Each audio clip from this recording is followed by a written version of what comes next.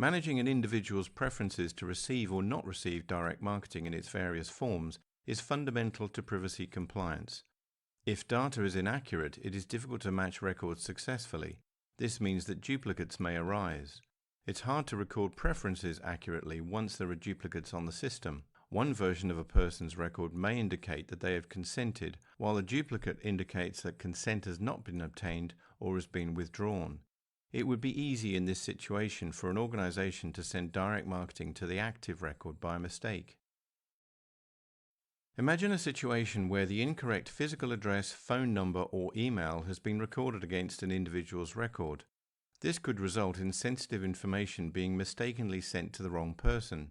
In fact, this mistake has resulted in a relatively high number of breaches of security in recent years, particularly where the information contained system access details. There are two specific privacy principles which refer to users' rights. Privacy Principle 13 states that an organization must correct an individual's personal information on request to make sure it's up to date, complete, and accurate. Privacy Principle 12 states that an individual must be given access to their data on request. If your data management practices are poor, the data may be spread across multiple records in several systems, and under these conditions, both of these principles will be difficult to comply with. Prevention is better than cure, and a lot of data inaccuracies can be avoided if you adopt good, sensible practices when gathering data. The suggestions shown here should be standard practice, but the design of data capture forms is often overlooked, or perhaps telephone operators taking down details from a customer over the phone are not properly trained to stick to standard formats and put data in the correct fields.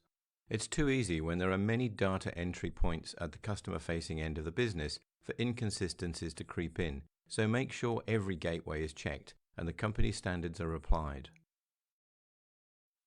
If you can give your customers secure online access to their own data, this is always the best way to ensure accuracy. Customers are the experts after all when it comes to their own personal information, how they want their names to be spelt, the correct spellings of their address and contact details, and if it's to their advantage, they will make changes when they move house, change their email, their phone and their relationship status if relevant, and their communications preferences. It's better for the organization because it saves time, and therefore it may be worth promoting to customers the whole idea of being in control of their own personal information and preferences, perhaps even incentivizing them somehow to stay up to date. So many people in an organization handle the personal information of their customers at some point, yet very few are conscientious enough to make corrections, etc., because basically it's a boring and time-consuming task. Unless an organization assigns responsibility for data accuracy maintenance to its staff in the form of measurable KPIs, it's highly unlikely that anyone will bother. This is particularly true of customer-facing staff who have the perfect opportunity to check details with customers during an interaction and make changes on the spot. It's a good idea also to use an external specialist in data cleaning every so often. The costs of doing this are always outweighed by the benefits in terms of operational and marketing efficiencies, as well as meeting your privacy compliance obligations.